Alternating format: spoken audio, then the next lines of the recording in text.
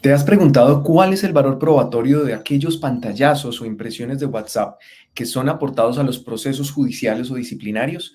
Cada vez este tipo de comunicaciones a través de las redes sociales, a través de WhatsApp, de Facebook, de Instagram, de correo electrónico, son mucho más comunes en nuestra vida cotidiana. Sin embargo, vamos a revisar también si ese tipo de conversaciones, cuando estemos siendo sujetos de algún delito, de alguna falta disciplinaria, que debemos probar alguna situación puntual dentro de un proceso, vamos a revisar cuál es el valor probatorio, cómo se aportan, cómo el juez debe valorarlos y si nos aportan algo que vaya en contra de nosotros, que nosotros desconocemos o queremos tacharlo de falso, también vamos a revisar si eso es procedente y cómo se hace dentro de los procesos. Así que vamos para ello. Bueno, vamos a comenzar entonces con la valoración de los mensajes de WhatsApp en los procesos disciplinarios. No solamente los mensajes de WhatsApp, sino cualquier tipo de mensajes de datos. Referimos WhatsApp porque es la aplicación de mensajería instantánea más usada en Colombia y en el mundo, con alrededor de más de 2.000 millones de usuarios. Entonces vamos a encontrar que es una aplicación que nos permite enviar audio y video a través de la red de manera fácil, de manera ágil y quizás de la manera tal como nos comunicamos podemos aportar también a los procesos disciplinarios o judiciales. Entonces, inicialmente vamos a revisar este informe de Data Never Sleeps, el cual precisa que en un minuto cuántos datos se comparten en un solo minuto. Es decir, en diferentes plataformas se están cargando, se están enviando, se están recibiendo, se están almacenando mensajes de datos en cada momento.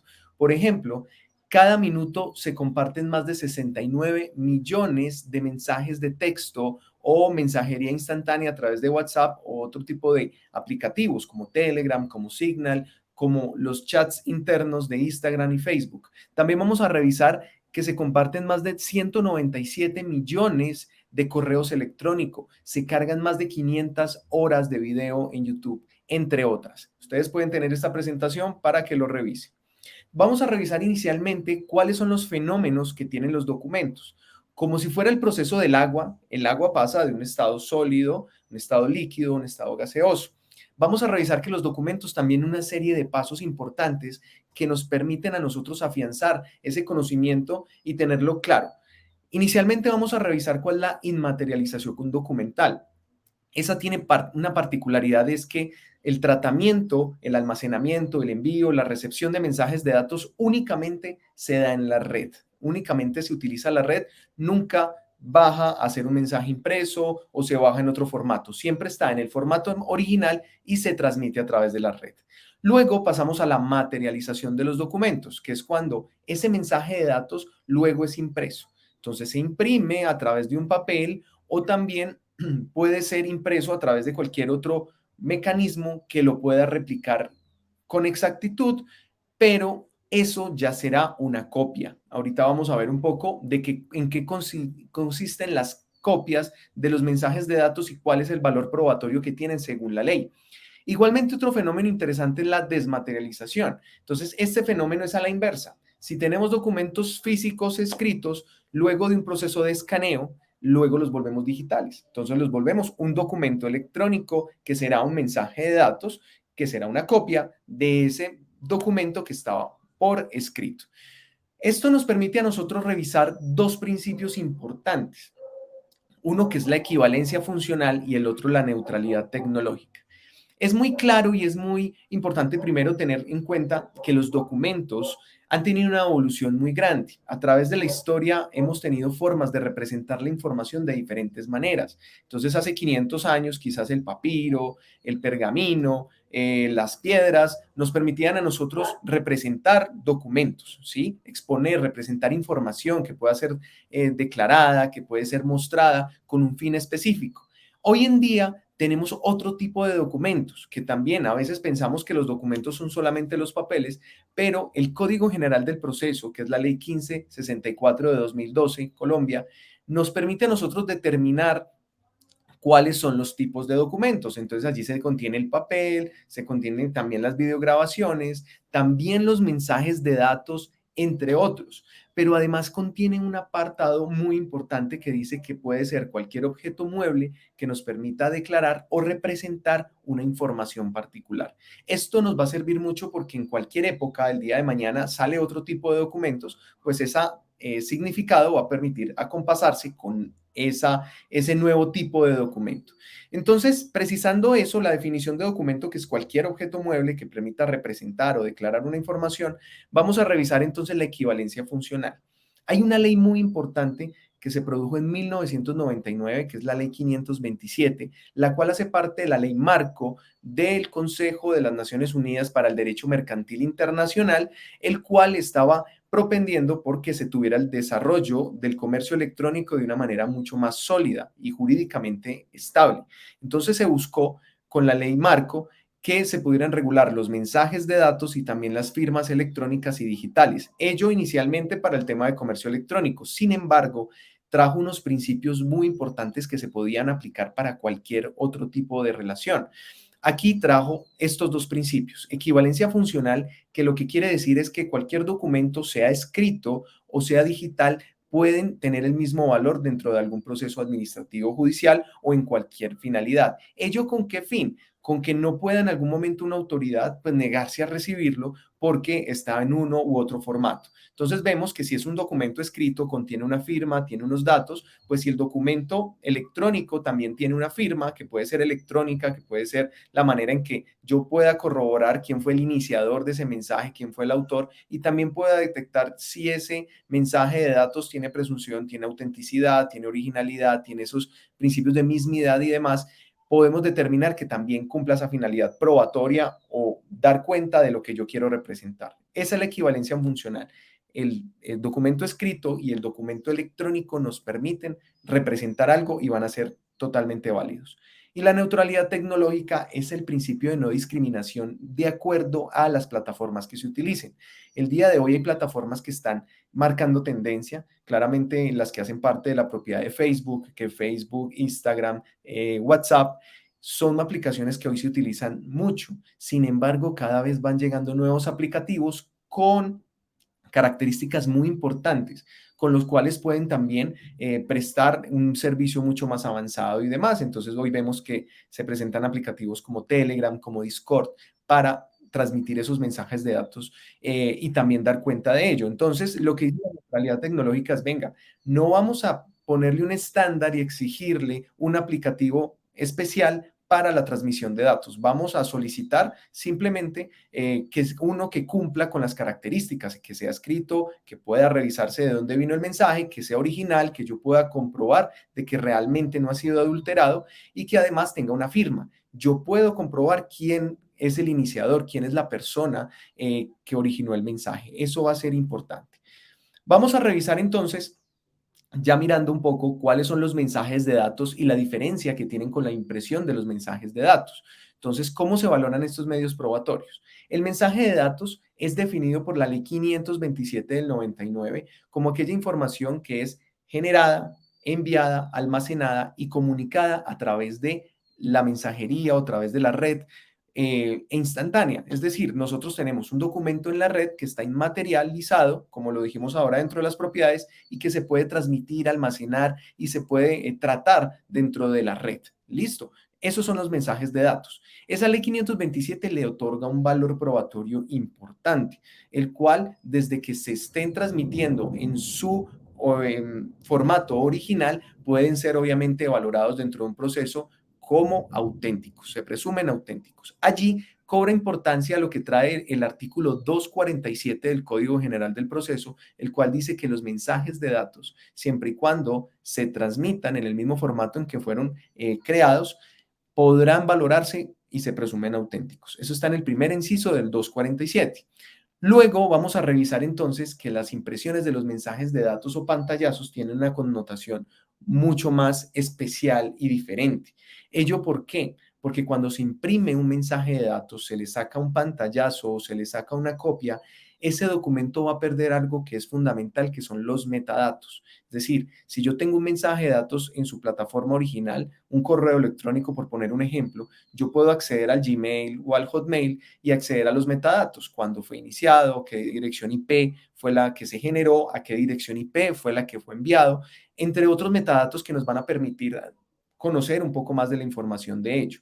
Inclusive aquellos datos que se transmiten a través de WhatsApp, las fotos, los videos, cualquier documento que puedan ser transferible, ello se considera como un mensaje de datos y se presume auténtico dentro de ese marco. Las impresiones de los mensajes de datos, como lo decía, una impresión, es una fotocopia, es una fotografía de algo que simplemente representaba lo que es un mensaje de datos y tiene un cambio importante.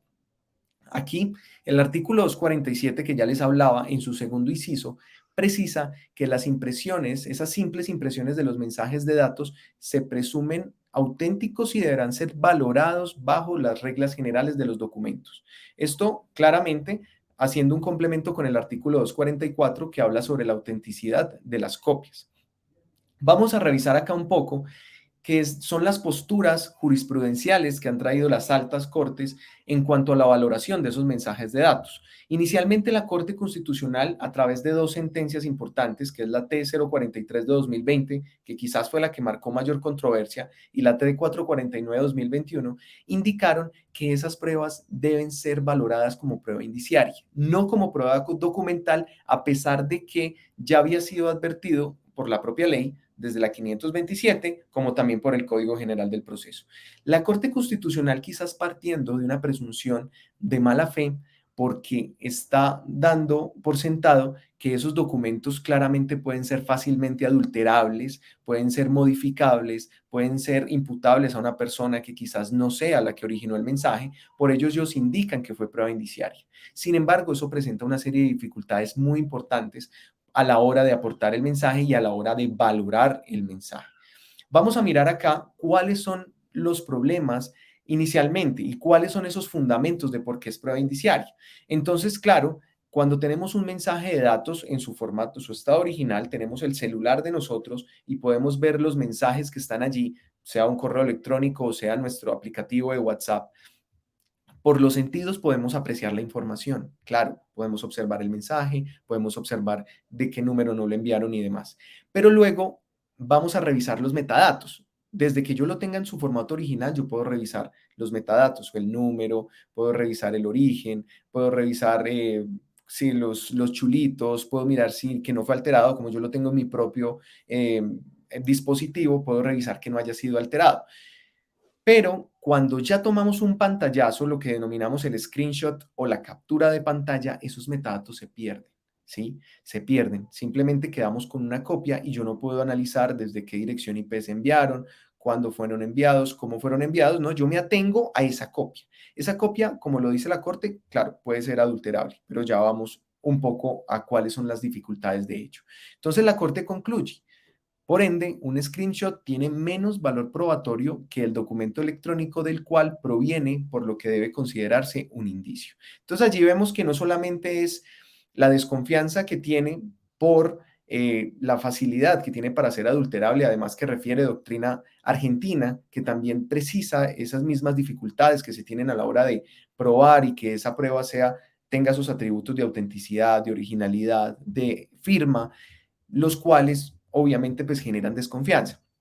Sin embargo, vamos a revisar que eso no es nuevo. También otro tipo de documentos presentan datos y presentan metadatos. Y cuando se sacan copias, ya la ley había definido que se presumen auténticas, es decir, las copias. Por ejemplo, este cheque. Hagamos de cuenta que tenemos este cheque en nuestras manos y vamos a revisarlo. Entonces tenemos este cheque, ¿qué podemos ver? ¿Quién lo originó? Sí. Podemos ver el valor también. Podemos advertir la entidad financiera también y podemos mirar el número de cuenta, entre otros. Perfecto.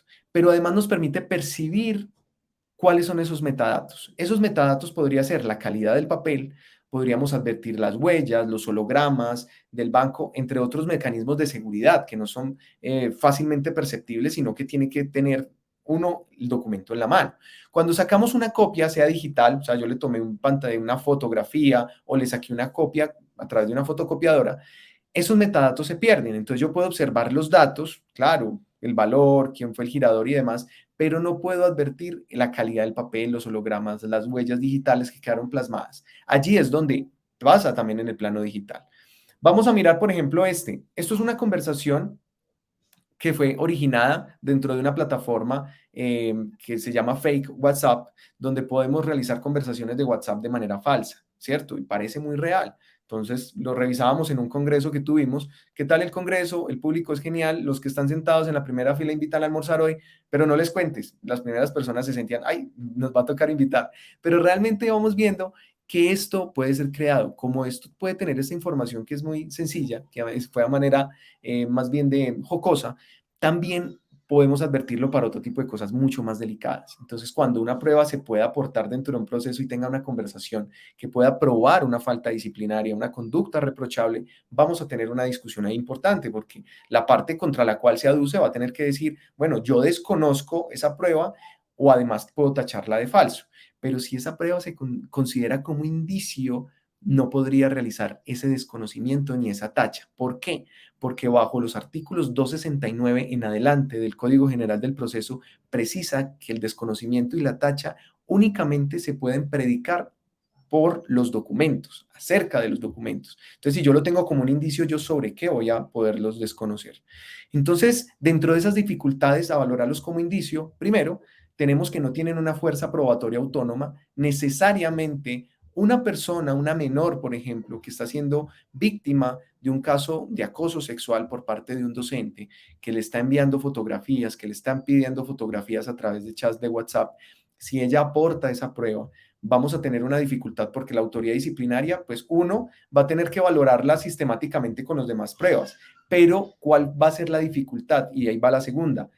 Cuando yo solamente tengo esa prueba, es la única prueba que me define a mí en la conducta disciplinariamente relevante, vamos a tener un problema. Si no hay testigos, si no hay muchas pruebas que me puedan corroborar, sino que tengo ese chat y quizás de pronto otros indicios, pues si esto se valora como un indicio, pues de entrada voy a tener dificultades. Dos, si la prueba, por ejemplo, no está siendo tachada, no está siendo desconocida por la parte, pero yo necesariamente como autoridad disciplinaria, si tiene una condición de indicio de entrada, yo le tendré que solicitar a esa parte una especie de tarifa legal, solicitándole que aporte, solicitar una prueba pericial o aportar otro tipo de pruebas o inferencias que nos permitan a nosotros darle solidez. Además, que si se aporta una prueba como estas, ¿en qué parte dentro de la estructura del indicio cabe? Recordemos que el indicio hace parte inicialmente un hecho indicador, luego una regla de experiencia, una inferencia lógica que se hace con ese hecho indicador, el cual debe estar probado, y luego me aparta un hecho indicado. Eso da como resultado ese hecho indicado. Entonces, cuando yo aporto un pantallazo de WhatsApp, una copia de una conversación que se tuvo, ¿cómo voy a valorar esto si de entrada me le está dando la prueba de indicio? Entonces no voy a tener esa forma de darle realmente una validez dentro del proceso. Allí se presentan esas dificultades. Luego, entonces, vamos a mirar cuál es el valor probatorio de la impresión de los mensajes de datos. Entonces, el indicio, la Corte Constitucional, pero luego llegan dos altas cortes, que es la Comisión Nacional de Disciplina Judicial y la Corte Suprema de Justicia, y van a dar un giro interpretativo muy distinto y mucho más acorde con lo que dice la Ley 527, como también el Código General del Proceso. Aquí vamos viendo entonces que la Comisión Nacional de Disciplina Judicial, a través de tres sentencias importantes, y ahorita ha marcado a través de otras, pero estas quiero resaltar porque tienen un valor muy importante, que es la sentencia del 9 de diciembre de 2021, que quizás fue la que marcó la pauta importante con ponencia del doctor Carlos Arturo Ramírez, donde dijo, no, realmente los pantallazos de WhatsApp, uno, se presumen auténticos porque así sean copias, dos, se debe presumir la buena fe de las actividades que realizan las partes, y tres, esas pruebas claramente tienen forma de acreditar o declarar una situación particular, la cual, siempre y cuando no sea tachada o desconocida de un proceso, tiene presunción de autenticidad. Luego viene la Corte Suprema de Justicia. Entonces, Antes, con la Comisión de Disciplina Judicial, esas tres sentencias marcaron esa misma línea donde se apartaban de ese fallo, de esa ratio decidendi, de lo que dijo la Corte Constitucional en la 043 de 2020. Luego, la Corte Suprema de Justicia, en la sentencia del 14 de diciembre de 2022, marcó una pauta también importante acerca de la notificación a través de mensajes de datos. Entonces, además de darles el valor de documento a estas pruebas que se están aportando, estas impresiones o screenshots, también lo que se tuvo fue, venga, vamos a también darle validez a esas notificaciones que se realizan a través de mensajes de datos. Eso es muy importante. Además, la Corte Suprema de Justicia avala ese tipo de pruebas, les da ese valor probatorio y trae una doctrina muy valiosa, que es una doctrina también española, la cual se complementa con esa tesis en la cual están logrando traer fundamentado la precisión acerca de cuál es el valor de esas pruebas y que realmente equivalen a ser documentos. Entonces, la Corte Constitucional finalmente, y les traigo esa sentencia C604 de 2016, que a pesar de que es anterior a todas estas, quizás la Corte en la sentencia T403 olvidó cuál fue la decisión que tomó en esa sentencia C604. En esa C604 de 2016 se estaba analizando la constitucionalidad del segundo inciso del artículo 247 del Código General del Proceso. En esa sentencia, ellos habían indicado que esas pruebas, a pesar de que se aportaran en una simple copia, pantallazo, una impresión de un mensaje de datos, debían ser valoradas bajo las reglas generales de los documentos. Sin embargo, después marcó otra tendencia y otra pauta distinta. Pero después de todas estas sentencias, después de la Comisión de Disciplina Judicial, de la Corte Suprema, luego en diciembre de 2022 salió la sentencia T467 de 2022. En esa sentencia claramente se le dice que es un despropósito, inclusive una desventaja para quien aporta una prueba en un mensaje de datos, una víctima de alguna situación, que no se le dé ese valor probatorio como un documento. Entonces allí la Corte vuelve y retorna al camino y vemos que ahí ya hay una armonía jurisprudencial acerca de la valoración de los mensajes de datos como documentos. Entonces, ¿qué se trae allí? Los documentos, uno, se presumen auténticos. Dos, se debe garantizar la presunción de buena fe. Eso es fundamental. Si nosotros en nuestra vida cotidiana estamos utilizando estos aplicativos con un grado alto, recordemos, Colombia tiene alrededor de una conectividad del 70%, con más de 65 millones de líneas de celular activas, partiendo de que Colombia, si bien tiene una población de 51 millones de habitantes, hay muchas más líneas conectadas, quizás porque hay unas líneas empresariales, hay personas que tienen doble celular, pero vemos que tenemos gran conectividad. Casi que cada persona tiene un número móvil y tenemos una conectividad del 70%, entonces tenemos forma de acceder a redes. Ya ahora los teléfonos fijos pues ya desaparecieron en su gran mayoría, ya las personas se comunican por lo general a través de mensajes de WhatsApp, a través de mensajes de datos, a través de correos electrónicos. Entonces, si en nuestra vida cotidiana los utilizamos, pues también las realidades deben ser impregnadas a la justicia. Entonces, vamos a revisar también que tanto la aportación, la valoración y contradicción de los documentos, al tener la condición documental, va a tener una fuerza distinta que la condición de indicio. Entonces, eso es muy valioso para dentro de los procesos. Igualmente, ya para las autoridades disciplinarias, obviamente dentro de las reglas de valoración probatorias está la sana crítica, el cual debe realizar un examen conjunto y sistemático de todas las pruebas. No quiere decir que si se aporta un pantallazo de WhatsApp, la autoridad disciplinaria le tiene que dar un valor frente a la decisión directamente, o sea, un valor real en cuanto a que efectivamente está probando ese hecho. No, la autoridad disciplinaria o la autoridad judicial cuando recibe un pantallazo, pues tendrá que revisar si los testigos también corresponden con esa información, tendrá que revisar si la parte se está oponiendo a esa prueba o la está desconociendo, tendrá que advertir si es necesario declarar alguna prueba de oficio que me permita a mí determinar si efectivamente esa línea a través de la cual se envió el mensaje corresponde a la persona contra la cual se aduce la prueba. Eso es fundamental. Entonces, la autoridad disciplinaria no es que tenga una actitud pasiva frente a una prueba que le llegue en esas condiciones, sino que dependiendo de la fiabilidad con que llegue, pues podrá estimar si decreta más pruebas o realmente le da un valor probatorio de acuerdo al documento y también lo puede complementar con algunas que le permitan darle mucha mayor solidez a esa prueba. Vamos a revisar entonces dentro del proceso disciplinario y a manera de conclusión Esas normas que estábamos hablando de la Ley 527, como también del Código General del Proceso, son aplicables a los procesos disciplinarios en virtud al principio de integración normativa. Eso de acuerdo al artículo 22 del Código General del Proceso o la Ley 1952 de 2019. Esa norma claramente nos permite a nosotros traer ante los vacíos jurídicos, traer otras normas que las integren y en este caso resultan totalmente aplicables, tanto definición de los documentos, cuáles son considerados documentos, entre ellos los mensajes de datos, como también las otras normatividades que le dan ese valor probatorio a los pantallazos de WhatsApp o las impresiones de los mensajes de datos ya de manera genérica. Vamos a también revisar que de acuerdo al artículo 159 del mismo Código General del Proceso, se dice que la valoración documental se hace a través de la sana crítica, tanto la aportación, la contradicción y la valoración. Recuerden ustedes que antes de esa ley 1952 del Código General del Disciplinario que tenemos ahora, regía la ley 734 y la ley 734 no tenía un capítulo de pruebas propio para los procesos disciplinarios de los servidores públicos, mientras que a hoy la 1952 sí se cuidó en tener su propio capítulo, el cual tiene unas pruebas que son concernientes directamente a los procesos disciplinarios, con unos matices, con unas modalidades que son aplicables directamente de acuerdo a sus características. Vamos a revisar que el Código General Disciplinario en su artículo 191 también prevé la presunción de autenticidad de los documentos. Eso es valiosísimo, porque no solamente el Código General del Proceso lo prevé, sino que la misma ley disciplinaria lo tiene contemplado. Entonces, al ser ley especial, directamente tendremos que aplicar esta. Igualmente, como es un documento y les decía ahora, pueden ser objeto de contradicción a través del desconocimiento o la tacha de falsedad.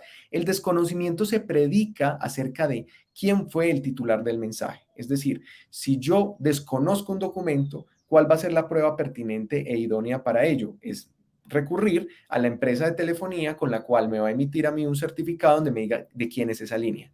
Y dos, la tacha de falsedad es acerca del contenido, de la posible adulteración que pueda tener ese contenido. Entonces, cuando se tacha de falso, claramente allí va a tener presencia una prueba pericial en la cual se le pueda tomar un dictamen en el cual se le tenga una huella, una imagen forense de ese documento y se diga, sí, este documento, este mensaje de datos es auténtico, se consulta obviamente la fuente original del mensaje, el WhatsApp o el mismo correo electrónico y de allí se saca una imagen forense y se acredita si es veraz o no esa información. Ya para concluir, y me encanta mucho que ya podamos tener esas conclusiones, donde hay un juez canadiense que emite esta frase que me encanta, que dice, no se puede permitir que el miedo a lo nuevo impida la incorporación de nuevas tecnologías. Después de todo, el derecho es una disciplina práctica y funciona en el mundo real. No podemos desconocer que funciona en el mundo real, como lo decía inicialmente. Sería poco realista rechazar documentos electrónicos y correos electrónicos a pesar de los temores realistas de la facilidad de manipulación. Claro, hay un temor grande. Como ustedes lo advertían y lo decíamos al principio, se pueden falsificar documentos, se pueden falsificar prendas de vestir, se pueden falsificar marcas, entre otras. Sin embargo, eso no nos puede permitir obrar con una presunción de mala fe, sino que son antes por el contrario. Debemos empezar a crear una cultura y una tendencia a que todas las actuaciones que realicemos sean de buena fe y se presuman auténticas dentro de un proceso. Y la parte que no esté de acuerdo con ello, pues también darle las garantías con las cuales pueda desconocer esos documentos o tacharlos de falsos. Entonces esto va acompasado con la nueva ola de documentos que se están presentando y los nuevos desafíos que tienen las autoridades disciplinarias, inclusive ahora que se viene también la inteligencia artificial y demás. No es oponernos, es lograr complementarnos y sacar el valor de todos estos nuevos desafíos tecnológicos y aplicativos que pueden llevar nuestras carreras a un siguiente nivel. Así que espero que les haya gustado la información, les agradezco muchísimo y nos vemos en una próxima en el canal de Derecho Interactivo. Muchas bendiciones.